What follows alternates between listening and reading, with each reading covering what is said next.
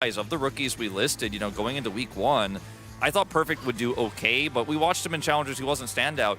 That completely changed when he's on a good team. He looks much better.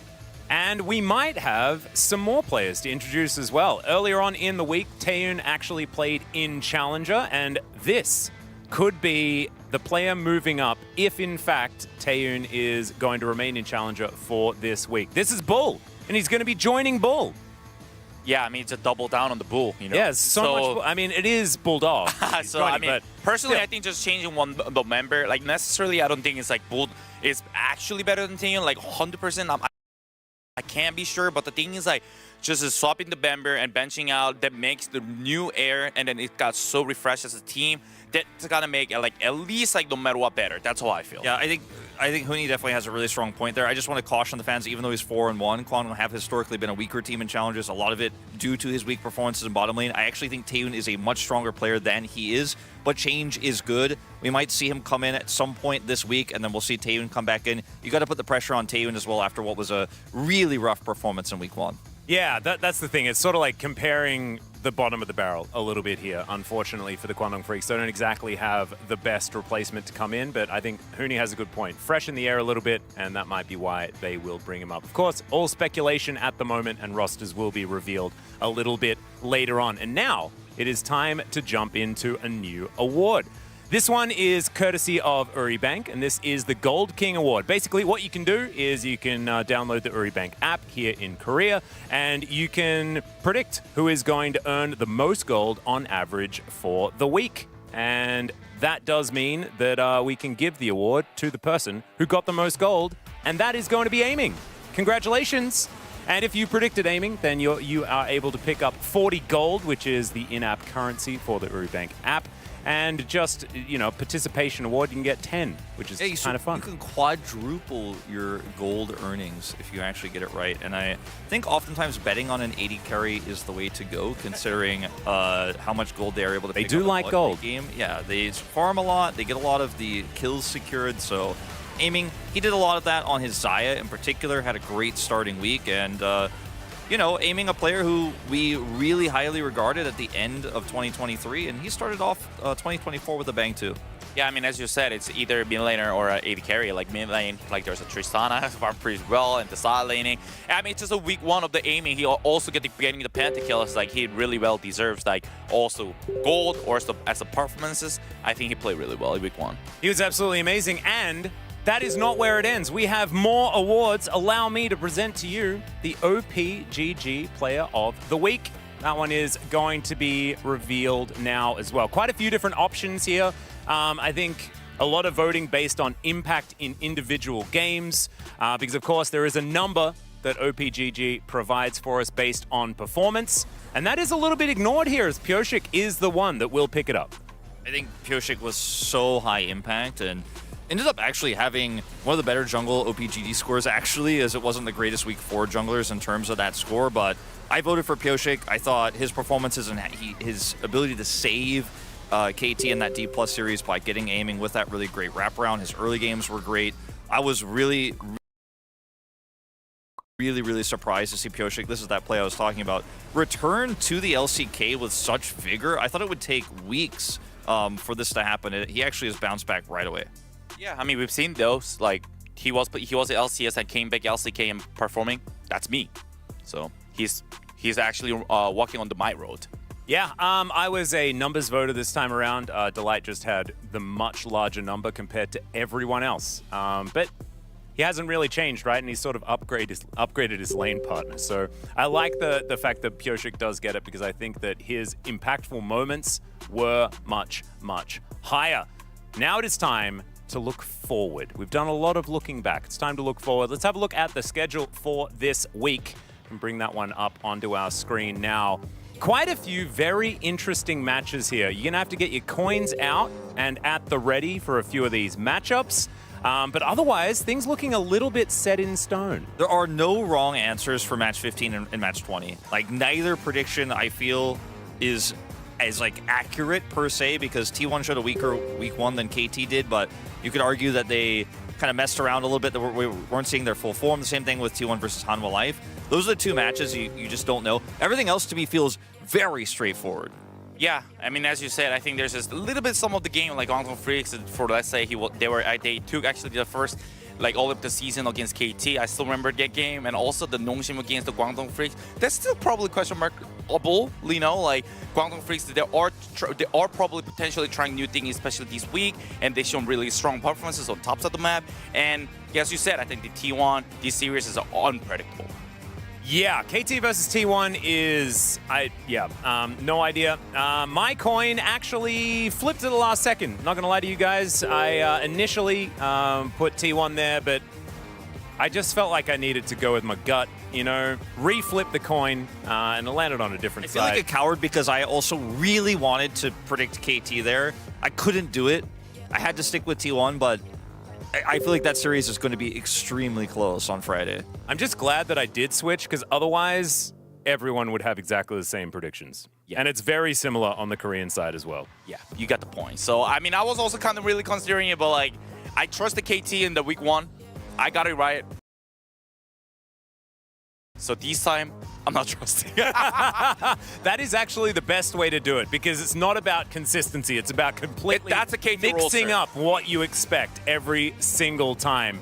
It's absolutely incredible. Now, because we're so extraordinarily efficient here on the space, we have a couple of minutes to play with. So we can open the floor to some extra discussion about anything else. Are there any players that you want to watch out for this week? Anything else that we want to discuss? Maybe how does the bottom teams, the teams that are on the eastern side at the moment, how are they going to be able to get themselves out? Two players I'll mention briefly I think really need to step it up this week that I think underperformed are Bulldog, who had a really rough week 1 for Quantum Freaks, definitely way better than he showed, and Gideon for Bro. I think Gideon actually has the potential to be a strong player. We've seen him actually at, like, his high is actually be like a top 4, top 5 jungler in the LCK in several games, right? I know the potential is there. I think these two players underperformed a little bit, and I don't want that to be a trend. I want it to be an outlier, because if it continues the way it is, the hopes for these two teams are pretty low for me. Yeah, I mean, for me, it's gonna be, since as I'm top laner, which is like, I think I'm looking forward to see like the Perfect against Zeus. Like, which is like, that's gonna be kind of cool. And also, the problem is like the Perfect, he's shown the really weak performances at the same time. He is at the peak. So both of it, he's shown the both, and I don't know where he's gonna be at. And I think that's really important for a rookie to be able to find as soon as possible the consistency that showing just show off the stage, like whenever he can actually just feel comfortable, just pick whatever he wants and play however he wants. Oh, and also we do have a few seconds left. Huni, what is the perfect Rumble build that we're looking out for today? What is the checklist to be looking for? I mean, if I see one more the Swiftnesses, I'm done. If I see the Swiftnesses or like Protobell, like please no, like Leandris, man. Okay. We'll try to tie him down, and then Huni will be okay. We'll just sing him songs about Sork Pen boots. It is now time to get into the intro and get into day 1.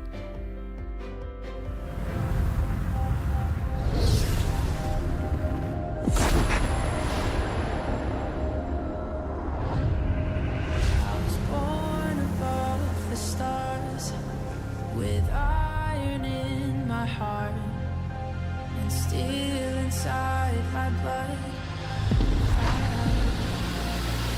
Fear is afraid of the dark side of me.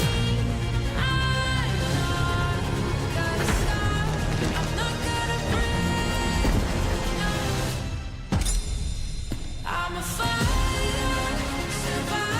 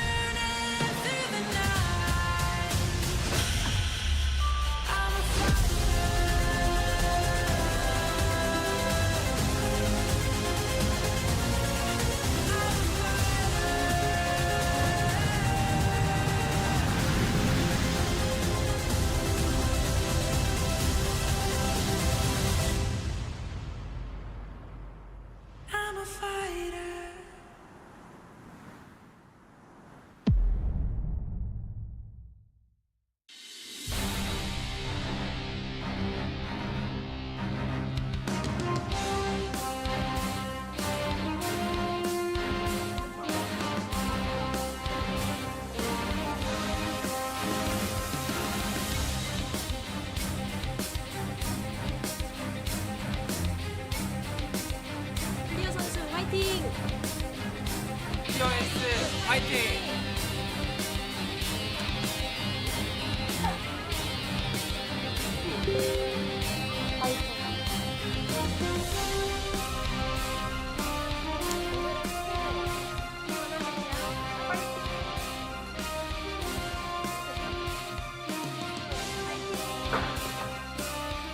Hello and welcome to another day of the LCK. We're here on a Wednesday. I am Valdez. With me is Ox here once again, and I'm just so happy that League of Legends is back here for the week. We're starting off with a very fun matchup for this first one. FearX up against Life Esports. What do you think, Ox? What are we going to get from this one? I mean, I think a lot of people looking at Life Esports as a favorite, so I think that's quite obvious. But FearX, you know, they've shown a little bit in their week one. I'm hoping they put up a good challenge. That's what I'm hoping for from the series. Yeah, it's definitely very important. I think that FearX have shown some good stuff, but this is going to be one of their first challenges in Life Esports, who have looked pretty strong with their new changes to the roster. And let's take a look at the matchup of the two teams striving for early momentum. FearX scoring their first win. Will they halt Life Esports on a 2-win streak? Life Esports have not lost a game yet. Yeah, I think that'll be the first step, getting that one game against Life Esports. Big confidence boost for FearX, so got to come in strong on this series or it'll just be 6-0 for HLE. Might just happen. This is definitely one of the squads that people are looking at as one of the best, especially the bottom lane, with Viper and Delight joining forces for this year. Key to victory, though, what will today's jungle picks be? Because Willer has been playing all sorts of stuff, including showing off the first jungle brand in the LCK and playing 4 unique picks in 4 games. Whereas Peanut's just kind of playing the standard meta tank junglers at the moment. Yeah, we've kind of seen that from not only Peanut, but Canyon as well, have just lent on like these big tanky junglers, things like the Maokai, the Sejuani, the Rel.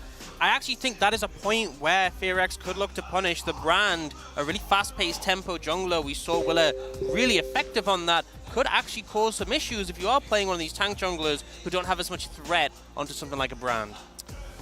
Yeah, definitely could be a game-changing factor. Which support will lead the team to victory? Execute is actually a madman. This guy is going to flash on you 1v2 with Renata. How will he play against Delight, the master playmaker, the Rakan player that somehow is just getting Rakan again? You know, our pre-show did a great job of pointing out that Rakan is 8-0, but it still feels like he's a little bit underutilized? I think it's going to be super contested in this series for sure. Both players really excellent on it. Yeah, should be one of the big picks, I would imagine. FearX coming out here. The Desert Foxes, the Fearless Foxes. No fear is their name. And they're going to need that kind of mindset coming into this matchup. Their first match they played against KT, that was a quick 2-0, but they turned it around against OK Brion later on in the week. So they're looking to start off strong here and maybe link together 2 match wins. And honestly, I think part of the issue in that KT series was like the high priority Renata into Hwei from Barrel, which he was super effective on. I think draft is going to be a big factor in this one, ensuring that Execute has a pick where he has agency, has a good matchup, will make all the difference. That is a Desert Fox eating an orange, which is, I suppose, representative of Life Esports, who do their orange days and stuff like that on Saturday Showdowns. But it's a Wednesday, as here is Life Esports. A very strong roster on paper. We weren't sure exactly what to expect from the top side of the map, but we've already seen that the bottom side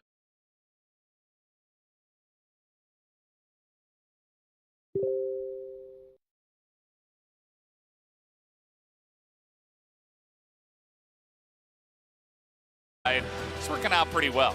Yep, and I think really when I see this roster, I just think back to their inspiring motto, which is, why not? Definitely the... I hesitate to use the word best, but it is one of our more...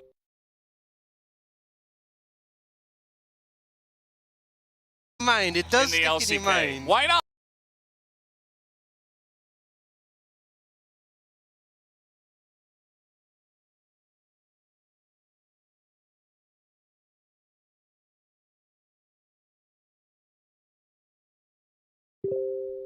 Coming out here for Willer, which is not a meta pick.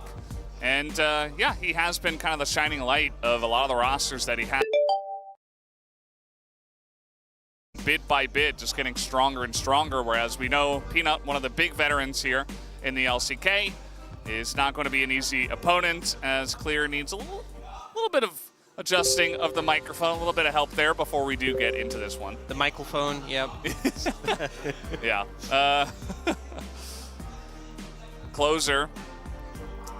He has been, I feel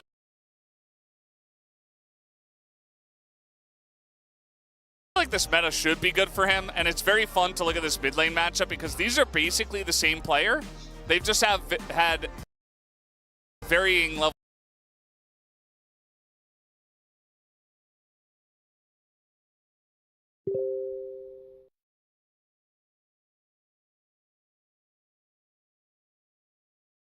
Very much a signature pick.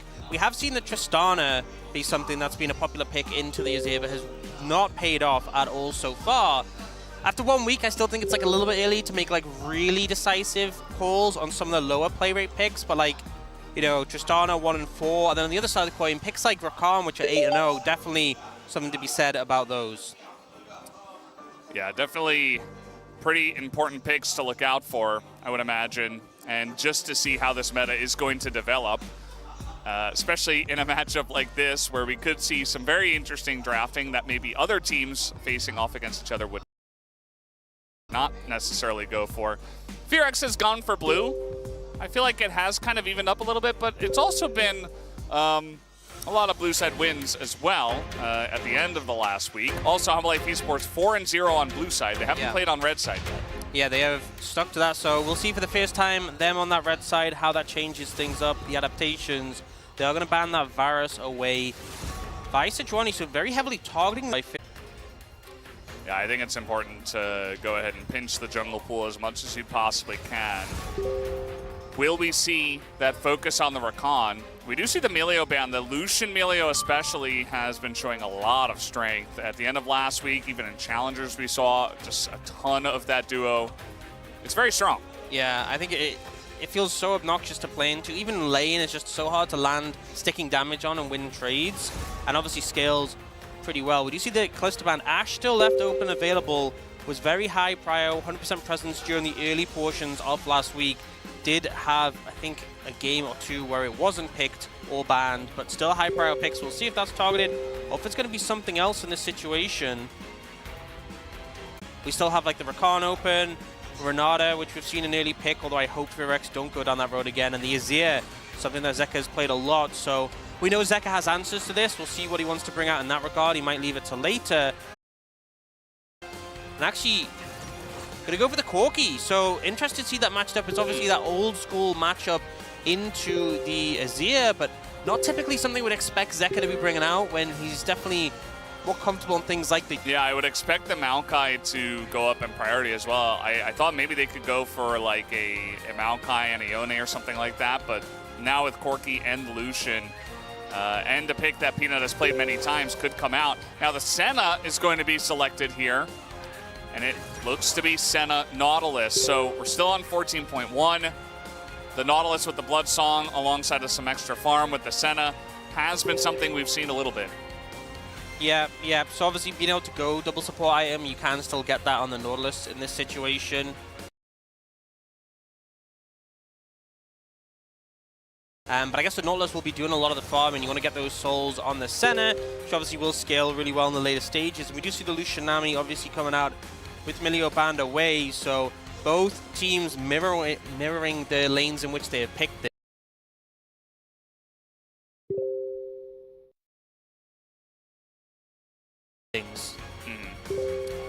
So might see a lot of pinching on the jungle in this case, unless they want to try to get a really favorable topside matchup for Doran. The Wukong is going to be taken away from Willer. That's not a ban you'll see very often nowadays. Yeah, does make me wonder. There's still picks that he's played, like the Viego and the Sinzao available, and it felt like when he took the Wukong, it was after a lot of junglers had been targeted. But it could suggest that, you know, Peanut's going to have first choice coming out of this draft phase. He's banning picks he isn't really going to play. Jack's being banned. We have seen Jack's jungle as well. Pretty solid matchup into the Sinzao, who obviously is very auto-attack based, so... does put more priority on that. We'll see what Hunter Life Esports want to go for. It could just be they end up leaning towards the tank in the jungle for Peanut. Again, that Maokai is still open and available. Yeah. I wonder about a Poppy as well, but maybe if they were going to play the Poppy, they wouldn't have banned Wukong. Here is the Xin Zhao ban, so none of that for Willer this time. Yeah, so there's still the Viego left available, which is something FearX has played. I wonder if they just opt to just ban the Maokai and really look to thin away some of the picks that Peanut has played. He has got a game on Rel as well. Honestly, I do feel like you're probably going to want Honor Life to have some engage in the jungle, because obviously with a Lucian Nami, you're lacking it a bit. I know with Corki, you can sit back and poke, but you don't want to have no engage options from the team. The Maokai will come out as the ban, so there is still the likes of the Rel available if they want to lean in that direction. I think for Willer, he's got you know, the Brand and Viego we've seen from him before, but obviously other options as well. Yeah. Willer at this point, who knows what he's going to play. Peanut feels like Rel, Zach, Poppy, maybe. They're going to hold on to it as Udyr seems to be prioritized here, especially with the Cassante gone. Something you could look for, but we have been seeing more and more answers into the Azir, or rather the Udyr. Yep. So can get a little bit risky as we get later in this patch. Especially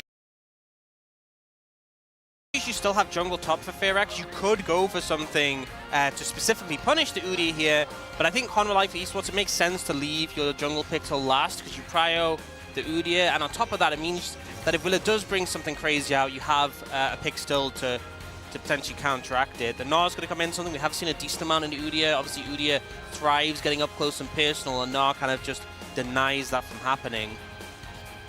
What's it going to be? For our jungler player from FearX.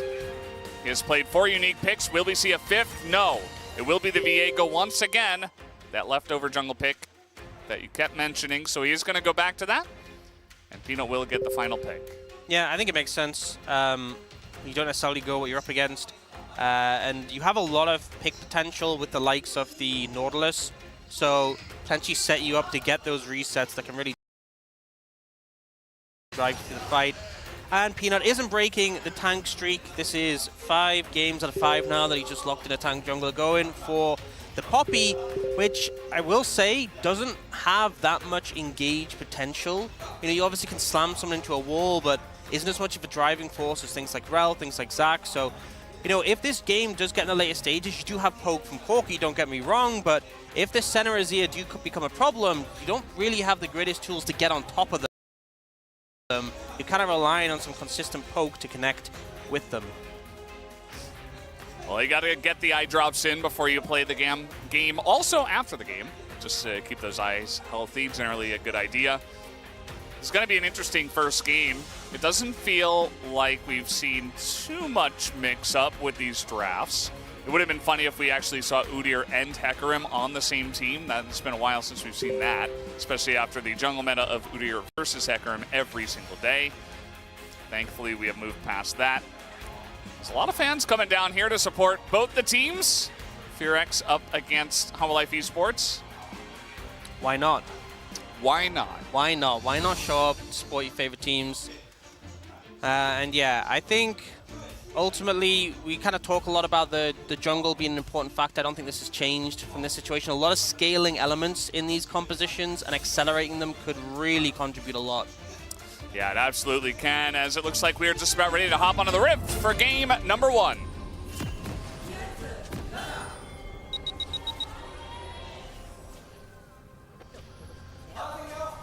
소환사의 협곡에 오신 것을 환영합니다. Alrighty, here we go. No support item early on, and this is something we've seen before. Just you can get it on your first back as long as you get it around 5 minutes. Should be fine. Yeah, and it's important that like neither of them has a support item because they want to sync it up together. So they end up farming at a pretty consistent rate with each other with the stacks. So neither of them ends up with the support item penalty because we haven't seen it. It does become a thing later on if you are farming that you'll get the support item penalty, but it's kind of like balancing it. You know, the pros and cons of the extra gold and item you've essentially received. So teams have kind of been optimizing this double support item strategy, at least while they can until it gets removed on 14-2. Yeah, had enough fun here in the first patch of pro play. It's time to get rid of it. And also, you can pick up these early Doran's items that just make the laning phase kind of free. Like, you're just not going to die with the extra health, with the ability to CS even better. It's going to be very easy, you would imagine, for the Senna Nautilus lane, as long as something doesn't go insanely wrong.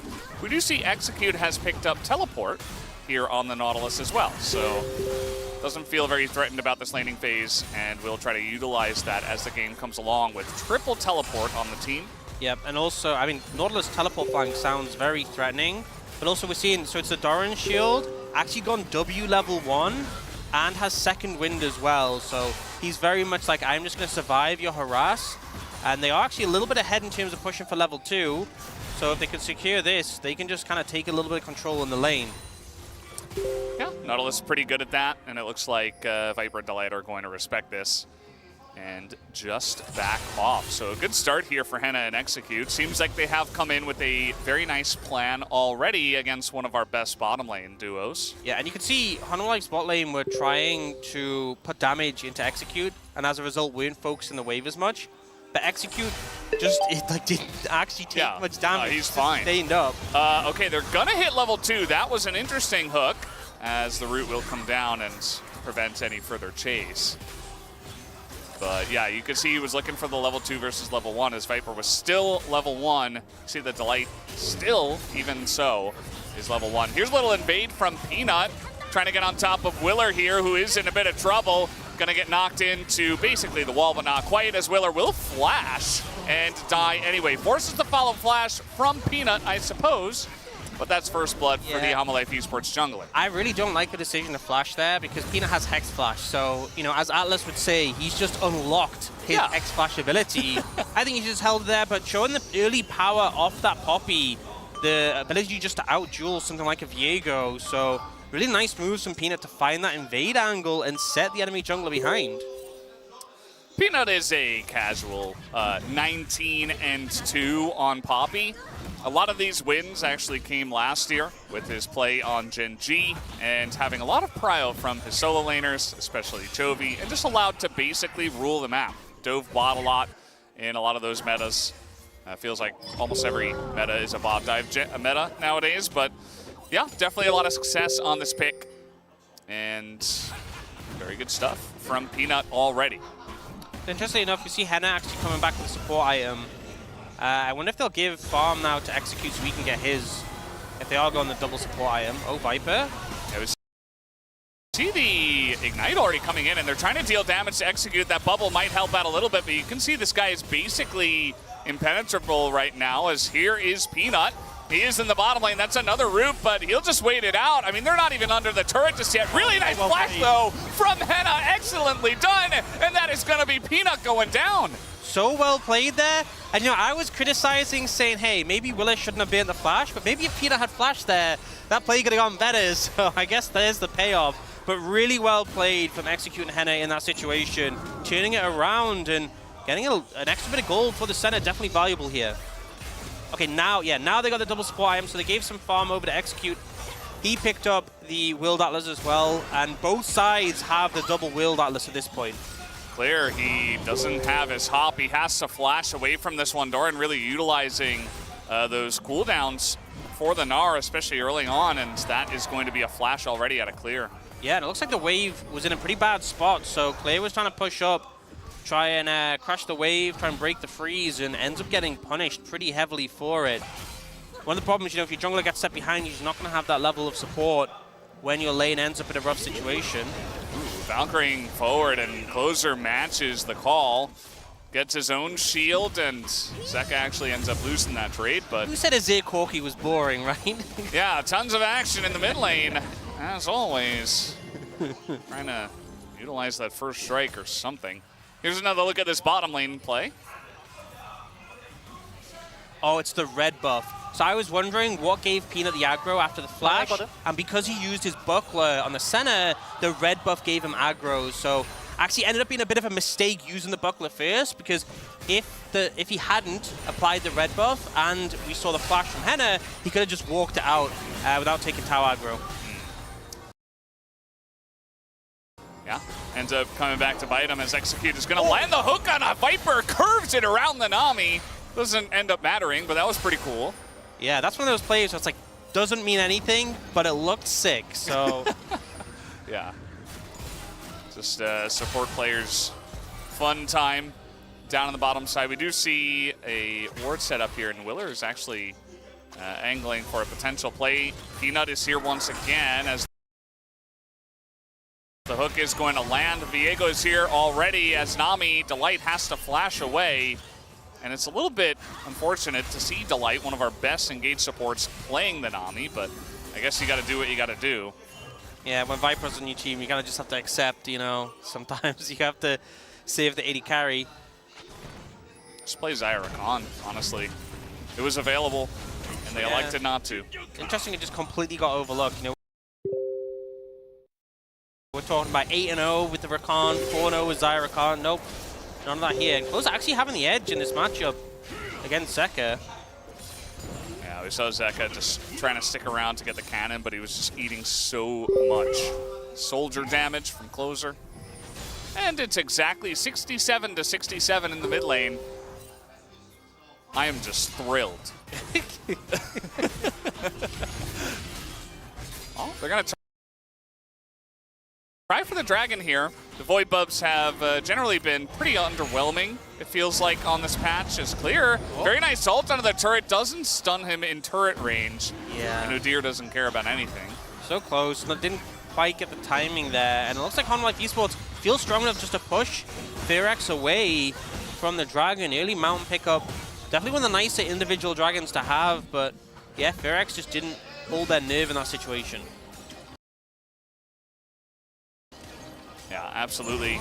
And that's going to be the Void Buffs and the first dragon going over to Hamaleif Esports. So that's not something you see all the time, but it ends up happening here in this game. Yeah, you know, obviously we know the motto for Honor Life Esports is why not, but in this situation, why not both? You know, get the Void Buffs and the dragon. Often we see them traded off, but Peanut, ever since that early invade, has kind of just had the headway in the jungle matchup, and he's continuing that in this situation, stealing away the red buff from Willer, who still hasn't hit level 6 on that Viego. Yeah, definitely fallen behind here. Tried to set up something on the bottom side, but nothing was really happening. Delight just spec flashing. As Peanut, now he's got his flashback himself, looking for the play here on a Closer, but it's his ear, so. Yeah, I mean, there's some world in which if Closer's really overextended, you can kind of block his dash with your W, but I just don't think it's that realistic. You know, no harm in trying as he's just crossing up towards his topside jungle.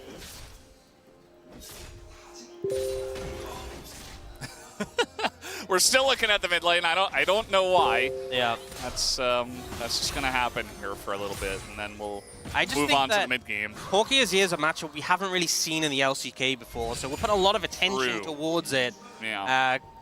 Yeah, we're like, oh, how does this matchup go? Corki Azir? I still don't know. Never before. After all these years, yeah, I don't get it. More studying needed. Willer's still hanging around this bottom river. They do have some decent vision, but with the amount of brushes around this area nowadays, it's like, well, you can clear out the river, but you're not gonna get much deep vision at this point in time. Execute Henna level 6, but same can be said here for Delight. They're looking for this first turret plate, and they might be able to get it just barely. No, not quite. Yeah. Willer still on vision. Viper putting up some presence there just to zone them off. Doran actually, what are you doing mid lane, bro? He just pops his head out. He's like, hello. Heads back up towards top lane. Guess you saw a roam window, but you know, I talked about the Poppy being a bit difficult to find something on the Azir. I think if an Udyr gets on top of an Azir in this situation, I don't know how that would even happen. Probably magic, I would imagine. Or if Closer goes for an all-in and Doran just happens to be there, just feels like you're having solo queue game, you know, and then you get question mark pinged a couple times. Yeah, I guess Doran probably just cleared the wave, and he's like, well, I got some extra time. I'm really fast, and I'm Udyr. He I have is really Swifties, fast. and so does Clear. Fortunately, no rumbles with 50s. Yeah. So, Otherwise, we'd lose Huni, and we'll have to call Chronicler in to fill for the rest of the day. it'd be a whole thing. Yeah, that'd be unfortunate. Interesting to see the full Sunfire finished by Peanut. We've often seen like Bami Cinder into Frozen Heart be popular, and against his composition for FearX, like the Frozen Heart ends up, it's not obviously the best item against Azir, but the attack speed slow still works, and it's good against everyone else, so Peanut wanting that extra bit of damage that the Sunfire has over the Bami Cinder, maybe a bit of a faster clear. Yeah. Trying to win your heart, Ox. Build those Sunfire items, at least one of them nowadays, as we have multiple. Willer's here. They are trying to deny the 6 Void Bub stack. And see, Peanut is going to get stunned up here. He's going to be kited down quite a bit as Henna puts some damage into him as well. Not able to get him low enough for any potential Viego all-ins, but they do at least push Peanut away and gives himself a chance to take these Void Bubs. Yep, FearX will roam their support up to secure, and by support I mean their AD carry support, not their tank support. You know, we have to be clear on that. Yeah. They'll roam their AD carry support up. They'll leave that tank support bot lane to farm, and that'll be enough just to force Hanwha Life Esports away. It does deny the 6 Void Bubs. I don't think it's too much of an issue for Hanwha Life Esports, but I think FearX is preventing too much of an advantage being given away. But we do have Dragon in 50 seconds, and this could be Zeka's first package as well, if he wants to pick it up. So could see a point of contention that Hanwha Life Esports would really push to secure it. I'm not sure if FearX will be comfortable contesting versus that package. Yeah, it looks pretty clear with Peanut heading down here. I mean, he's only got the one camp, as it has been mostly a farm game, but imagine he just goes Gromp into Dragon setup. As you see, total vision control over the bottom side of the map right now, going towards Hanwha Life Esports. So just looking to stack those Drakes already. And Delight actually wins the race, understandably, because he was the first person to have bought it. But out of the 4 support items, he's finally completed it. And it's actually a really big spike with the Imperial Mandate plus the Dreammaker, adding so much extra damage on when you do look for those engages. This is a decent amount of damage already put into Execute, but he has Frozen Heart already, so the Lucian not chunking him out to a huge effect. He's also got that setup for a bit of sustain, as we do see a bit of a scrum up into the top side. I don't know if either of these guys are going down anytime soon, but Hanwha Life Esports on the Dragon. There is a ward. They know this is happening, and the package just used probably timing out here. It doesn't look like FearX want to challenge this at all. Yeah, I mean, Doran had a TP advantage. They had the package as well. I just think there's no realistic situation where FearX wanted to go for that fight.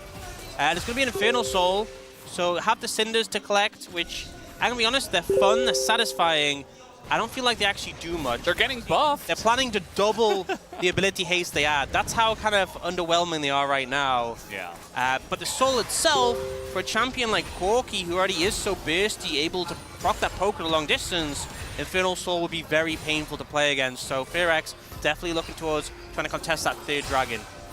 Yeah, we also get the Sonic Rings effect, where they explode into a million cinders and they fly everywhere. That's very fun. Honestly, even if they didn't do anything, but they just did that, yeah, it would. I'd be fine with it. I'd still be okay, you know. Yeah, just like a little movement speed boost, and then we just get that effect.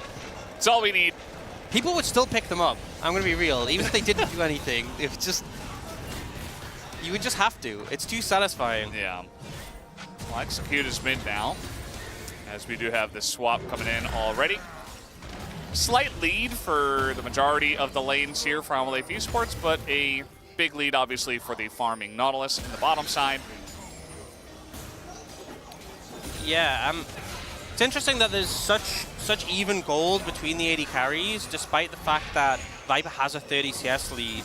So FearX did a pretty good job of distributing farm between their 2 bot laners, both at about the same level, and having an overall gold edge in the bot lane. And obviously Senna gets so much value from those souls as well. I would be interested to see how many stacks the Senna has, just because obviously this is a lot more farming than we have historically seen for like a fasting Senna.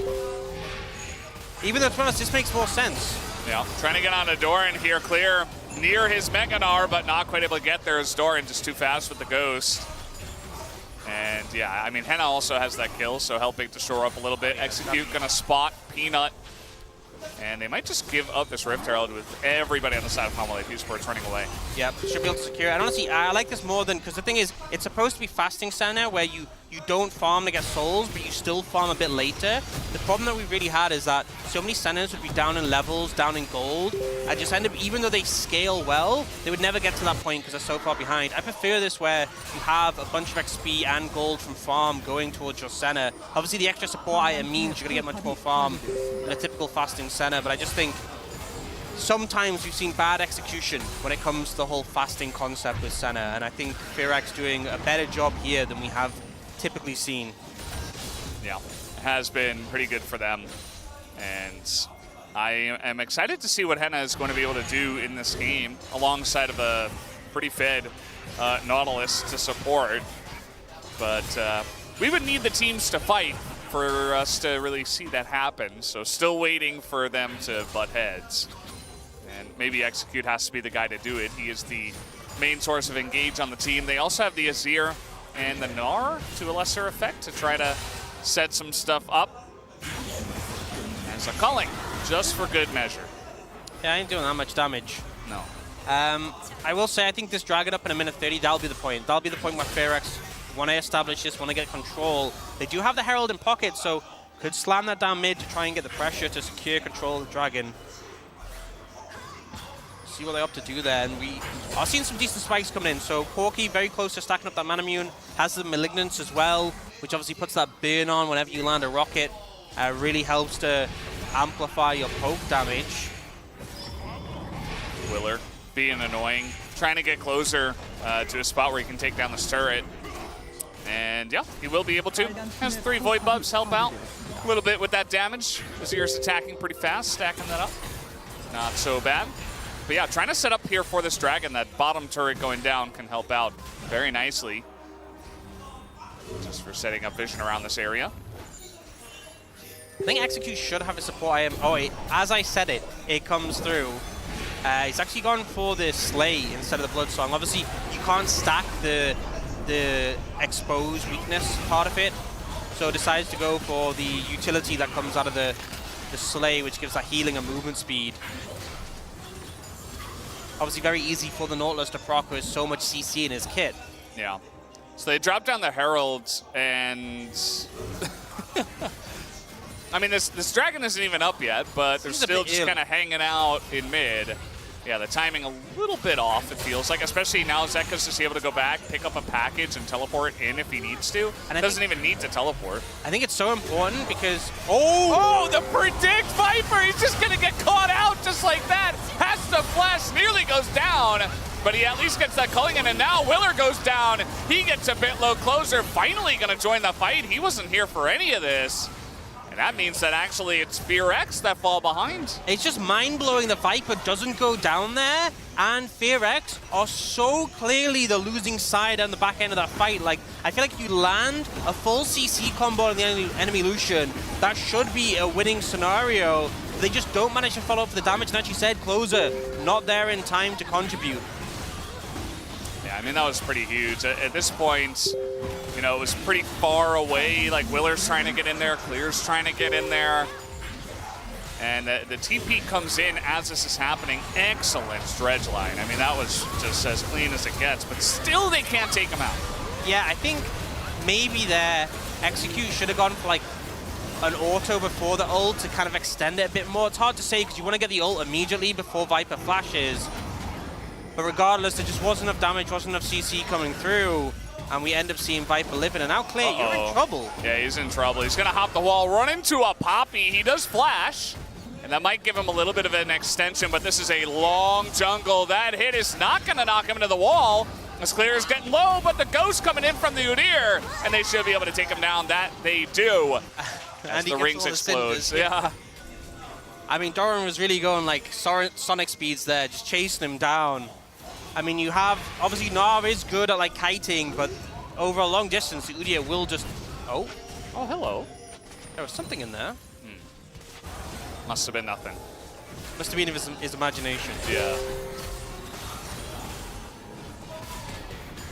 So, Hololive Esports, they got the Drake. It's still relatively even in terms of golds, but Still going to be a pretty nice position here for HLE Esports. They got that extra kill, they got the Dragon, they're one away from the Soul. And that's just going to make Corki and Lucian just insanely high damage in this mid game. Yeah, and one of the problems is as much as we have had good gold generation for the center, you know, keeping up in items compared to Viper, it's only 60 souls right now, 63, which isn't that many. Means you're going to be waiting a lot longer. Oh boy, Execute is going to get that dredge line, but Henna's just left out to dry. He doesn't have a dredge line himself, and Doherty can just hang out under the turret forever. As the hook now going to come in and Execute goes down. I think he was kind of out, actually. He was. But then he, yeah. Yeah, he saw the window. It's this thing where it's like you see the enemy AD carry, you can land the CC. It's very hard to resist that temptation. Yeah. But both times it's happened, it's backfired for Execute in this situation. Yeah. A little bit unfortunate there. As next Dragon, I don't think that either side, you know, that was a nice look from HLE Esports. They caught out the bottom lane of FearX in a rough spot.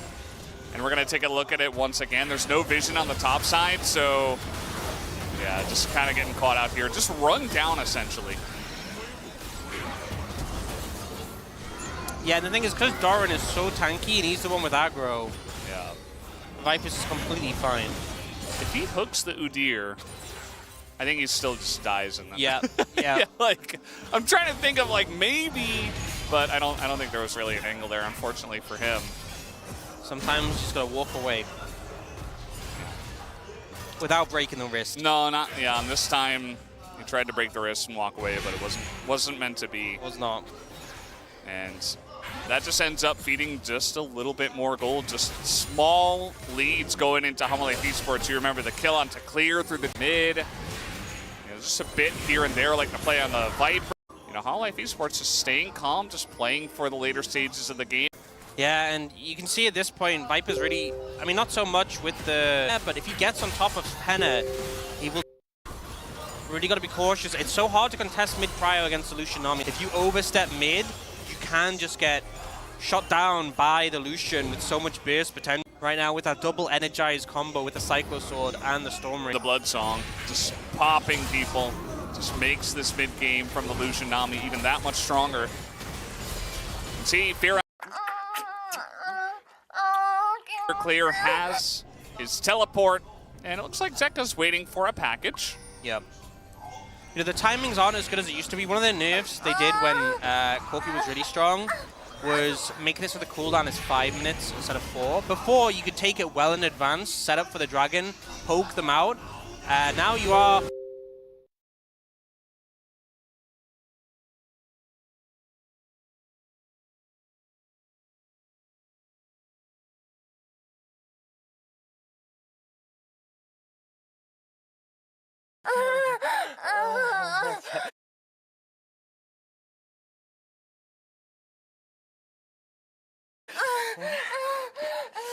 A trade. I think you have to try something. Force an objective when the package is down.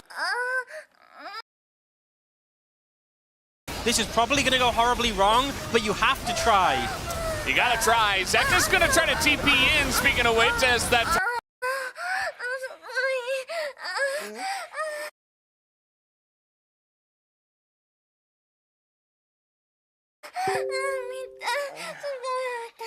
Tidal wave goes a bit awry as everybody's in the back of the pit, and they are getting a nice little setup actually down the Baron now, as HLE